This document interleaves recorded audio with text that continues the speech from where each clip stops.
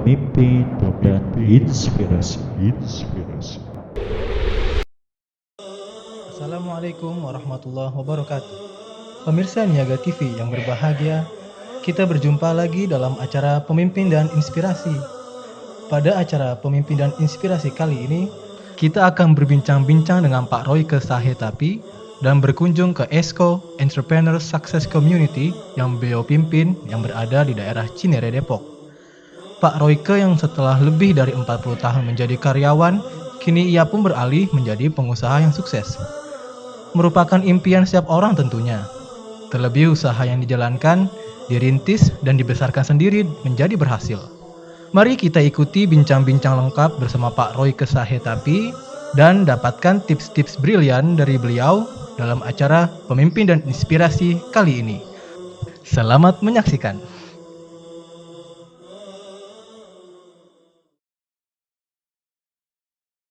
Jep, ini di Bell Park kita ada buka 3 tempat lagi. Satu di depan UPN, satu lagi di depan AW, satu lagi di depan One Bell Park. Itu ada 3 tempat, delegasikan ke karyawan untuk nyelesain alat-alatnya semuanya. Ya, nanti aku serahin ke kamu, bilang nama si Sugeng, nama si Ucup, semuanya untuk kerjain. Ya, oke, ya. Assalamualaikum. Waalaikumsalam. Masya Warahmatullahi wabarakatuh. Subhanallah. Gimana, Pak? Iya, boleh saya duduk ya, Pak? Wah, dengan senang hati. Silakan. Lagi briefing ini? Iya, lagi kasih pengarahan karena kita udah buka cabang itu di beberapa tempat lagi. Masya Allah. Yang Iya. di sini buka jam berapa nih, Pak? Kita di sini bukanya mulai jam 10. Ini jam kantornya Pusat Informasi UKM, ESCO. Oh, gitu. Buka dari jam 10 sampai jam 5. Tapi operasional bisnis di luar sampai jam 12 malam. Ah, kebetulan nih, saya pas mampir tadi mampir deh ke sini. Kita pengen tahu lebih banyak nih tentang ESCO dan tentang Pak Royke terutama ya. Dengan senang hati. Bagaimana kabar Bapak dan keluarga nih sekarang nih? Luar biasa, dahsyat sekali keluarga saya. Jadi gini, keluarga saya kan itu sehat. Kenapa? Karena pada dasarnya kami itu semua mempunyai satu kebahagiaan. Kenapa? Karena satu kan bebas dari finansial, mereka juga mulai punya penghasilan. Oh, Masya Allah. Itu dia. Jadi ada penghasilan juga. Penghasilan dari semuanya, keluarga itu semua. Dari termasuk anak juga. Anak juga. Wah, tuh. Gitu. Luar biasa memang. Boleh nggak Pak sedikit bercerita tentang rutinitas Bapak saat ini? Rutinitas saya itu begini satu. Saya cuman begini, prinsip saya gini. Saya jalan, lihat ada tempat, saya buka bisnis. Oh. Kemudian saya ajak orang, yuk kita sharing. Buka bisnis nih tempatnya udah ada untuk kamu. Tinggal kita bagi hasil. Oh gitu ya Pak ya? Itu kerja saya cuma gitu aja, cari tempat. Makanya hari ini saya dapat 3 tempat lagi. Di depan UPN, makanya tadi saya briefing staff saya. Di depan UPN, di depan One Bed Park, sama di depan AB. AB itu. 3 tempat langsung buka. Tanggal 1 ini kami buka 3 tempat lagi. Luar biasa. Jadi tiap hari Bapak tuh aktivitas keliling cari ada tempat. Cari lokasi. Itu aja. Oh gitu, salah. Tuh. Ini kan kita bicara ESCO nih Pak. Bapak Betul. kan founder ESCO ya, Entrepreneur Success Community ya. Betul. Itu mohon dijelaskan kapal awal berdirinya dan tepatnya bergerak di bidang apa sih sebenarnya ESCO itu? Begini. Pertama tuh saya tuh adalah seorang mentor dulunya. Saya training orang, tapi selama ini kan saya ingin merdeka. Akhirnya saya buka satu pelatihan dulu namanya. Pelatihan, waktu saya pelatihan bisnis itu ternyata akhirnya saya bisa mendirikan ESCO. Nah, ESCO ini adalah Entrepreneur Success Community. Berdirinya itu pada tanggal, kebetulan di pas ulang tahun saya. Kan saya lahir 4 Desember 65. 4 Desember. Akhirnya saya bikin di 4 Desember tahun 2010. Oh, 2010. 2010 berarti sekitar hampir 5 tahunan. 5 tahun. Gitu. Udah 5 tahun berarti. Udah 5 tahun. Dan sekarang sudah ada di 60 kota. Oh, udah di 60 Di kota. 60 kota. Mulai dari Aceh sampai ke Manado sampai ke Makassar. Oh. Ada cabang-cabangnya gitu. Cabang-cabang. Setiap kantor besar, provinsi besar kami bikin kantornya. Contohnya di Makassar pasti ada kantor. Kemudian di Medan pasti ada kantor. Terus kemudian di Jakarta kantor bahkan ada 2. Kami ada di Jakarta, kami ada di Bekasi, yaitu di Galaxy. Di Galaxy. Iya. Bergerak di bidang apa sebenarnya ESCO sendiri ini? ESCO ini bergerak di bidangnya adalah training orang untuk mencetak pengusaha. Untuk mereka berani buka bisnis. Untuk mereka tuh tidak takut dengan buka bisnis karena ada wadahnya yaitu kami. Nah, inilah kantornya untuk kami melayani mereka. Mereka ada kesulitan bisa ke sini 24 jam kami training mereka. Wah, Berarti sibuk banget otomatis ya Pak ya? Ya. Saya dengar juga Bapak bentar lagi mau roadshow nih. Roadshow selalu, karena selalu keliling. Setiap 2 hari sekali pasti saya pergi ke beberapa daerah untuk kasih pelatihan. Bahkan nanti sore di bahkan Depok ya? Depok Di pelatihannya. Depok ya, Mas. Jadi ini kan waktu otomatis berharga tuh Pak ya. Iya. Kiatnya bagaimana Pak membagi waktu ya, sebagai Bapak sibuk banget, bahkan Bapak juga dosen ya kan. Gimana kiat bagi waktu? Jadi gini, berharga kan yang penting berharga buat orang. Buat Bukan yang waktu berharga itu sih, waktu sih benar-benar berharga buat orang. Waktu itu berharga buat kita dan buat orang. Saya kasih pelatihan kan berharga buat mereka. Mereka bisa saya kasih training, dan karena saya bisa ajak keluarga saya. Nah, itu akhirnya saya bilang saya kasih pelatihan itu adalah berharga sekali. Memang betul buat orang kan penting juga. Sesukses-suksesnya manusia kan bermanfaat buat orang lain. Ya, terus kiatnya gimana bagi waktunya Pak? Bagi waktunya kiatnya cuma saya schedulein aja. 2 minggu sebelumnya kalau kasih informasi, kalau mau saya kasih training. Sehingga saya juga bisa mengatur jadwal saya gitu. Dan satu hal lagi, kalau kita melakukan suatu pekerjaan dengan indah, itu tidak ada masalah. Karena itu indah dan fun, happy, tidak ada masalah. Termasuk juga bagi waktu buat keluarga. Bagi waktu dan keluarga. Karena kadang-kadang keluarga saya ajak juga. Keliling juga. Mereka juga belajar juga. Wah, bahkan katanya yang paling anak Bapak ada yang udah jadi mentor ya? Ya, anak saya yang kecil itu jadi mentor. Dia bahkan dia juga tamat sekolah dari beberapa mentor juga. Jadi bukan hanya saya kasih training, ya gitu. Karena kan di sini juga ada pelatihan buat jadi mentor juga, MC, public speaking semuanya. Cakep sekali Itu Pak. dia. Sangat bermanfaat terutama untuk pemirsa. Selain jadi esko ya Pak ya, dan menjadi dosen, apalagi sih kegiatan yang Bapak jalankan sekarang ini? Kegiatan saya selain itu paling saya cuman apa sih paling ikut seminar-seminar. Saya ada pelatihan seperti kayak saya nanti jadi juri di salah satu pemilihan Abang Nanone di bulan April. Terus kemudian saya juga membentuk para UKM, ngebentuk mereka untuk bagaimana menjadi pengusaha. Dan berikutnya ya jalan-jalan aja cari lokasi, udah nggak ada lagi. Jadi tiap hari tuh keliling Bapak? Keliling, kalau cari tempat. Kalau nggak roadshow, Iya. Bapak keliling gitu? Cari tempat, dapat, sudah bukan bisnis nih untuk buat kamu. Dah gitu jadi, aja.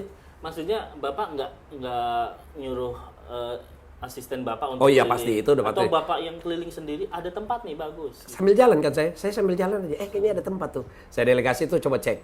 Oh gitu. Saya gitu Jadi aja Bapak Pak. dulu. Iya, yang penting kita dulu pembuka kan. Buka dulu gitu loh. Kita yang bukain, dah orang jalanin terus. Wah. Gitu. Oke. Lah, apa kunci sukses Bapak yang menjadikan Bapak sukses dalam membangun bisnis yang digeluti sekarang ini? Satu yang membuat jadi kunci sukses. Kadang-kadang orang bilang gini, sukses itu masuk TV, sukses itu enggak. Satu cuman yang paling nggak bisa dipisah, yang nggak bisa dihindari. Sukses itu adalah membuat orang sukses. Selesai. Oh, Kalau dia udah sukses, kita otomatis sukses. Jadi sukses itu bukan banyak uang, sukses itu bukan kaya, enggak. Buktinya kenapa? Saya bisa mempunyai sekolah bisnis di 60 kota. Sukses itu hanya satu, bikin orang sukses. Makanya staf saya itu semua yang di sini, saya selalu ngomong, kalian harus sukses. Karena kalau kalian sukses, saya otomatis sukses. Itu dia. oh gitu. Jadi kuncinya Suksesin orang. Bapak bikin sukses orang. Itu sukses. Udah. Oh, jadi Masuk berbagi TV ada gitu ya? batasnya. Jadi terkenal ada batasnya. Tapi kalau suksesin orang, kan dia ingat terus. Oh. Iya kan? Itu Menarik aja sih. Gitu loh. Itu kuncinya ya. Iya, Pak, ya? kunci suksesin orang aja udah Oke. gitu. Pengalaman-pengalaman Pak Royke sebelum mendirikan Esko sebenarnya apa sih atau pengalaman-pengalaman apa yang Bapak? Jadi gini, pengalaman saya kenapa bisa berdiri Esko ini selama saya kerja itu pasti dimarahin terus sama bos. Diomelin terus, saya bilang, gimana hidup saya begini? Jadi saya bilang lebih baik saya buka bisnis ini. Dan bukan berarti buka Esko itu langsung enak. Pernah nggak dibayar, Oh, ya pernah. kan? Terus pelatihan saya dibilangnya nggak bagus, itu banyak. Tapi saya terus ya kan? Nggak mikirin Pernah orang-orang iya, betul pernah seminar nggak ada pesertanya. Hal yang biasa lumrah. Tapi kan kita mesti tetap melangkah. Nggak bisa kita mikirin. Nggak berkecil hati. Iya. Gitu. Jadi kalau kita pikirin, itu berarti kita mundur. Kan kita tetap melangkah. Maju terus. Akhirnya sampai sekarang, sering banget saya seminar, itu tidak ada peserta. Banyak. Awal-awal. Awal-awal. Di tahun 2010. Udah seperti banyak, nggak dibayar lagi sama panitia. Wajar. Langkah terus. Itu Iya. di daerah mana aja? Di luar Jawa atau di? Kami nggak bisa disebutin daerahnya, paling yang penting ada lah. Ada ya? Iya, pokoknya ya sudahlah itu.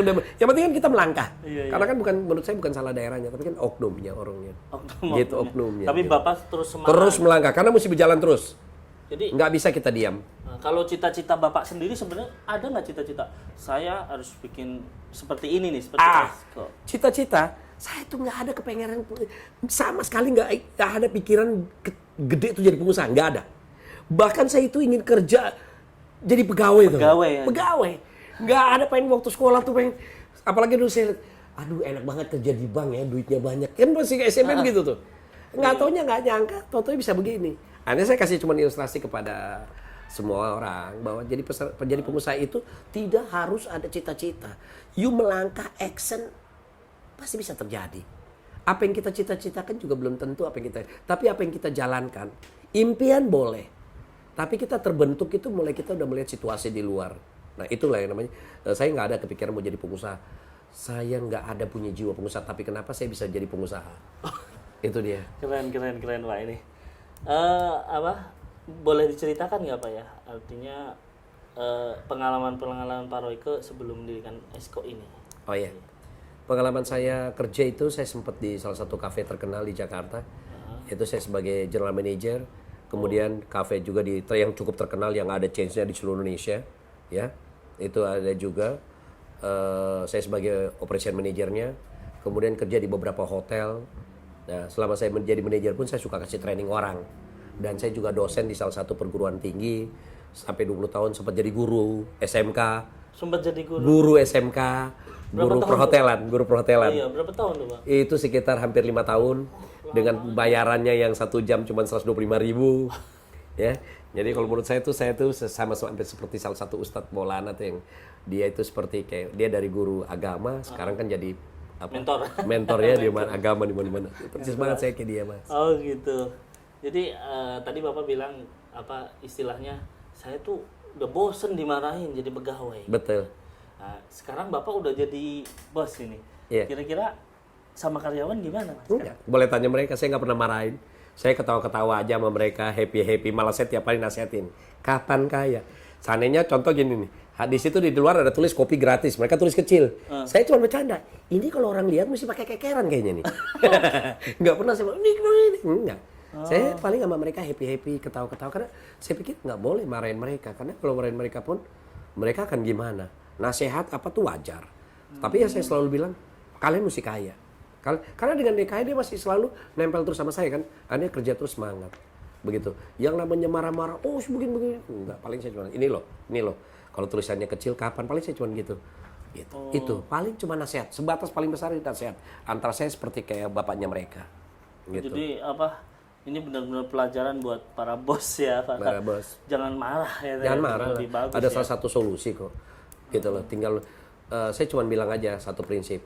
Kalau nggak ada aku gimana, kalau nggak ada kalian gimana. Itu prinsipku. Kalau nggak ada aku pasti ini perusahaan nggak jalan. Tapi nggak ada kalian, ini perusahaan tetap jalan loh. Jadi jadilah orang yang paling dipentingkan di salah satu perusahaan. Oh gitu. Oke. Lalu tadi mohon diulangi lagi makna sukses menurut Pak Royke itu apa? Satu sukses.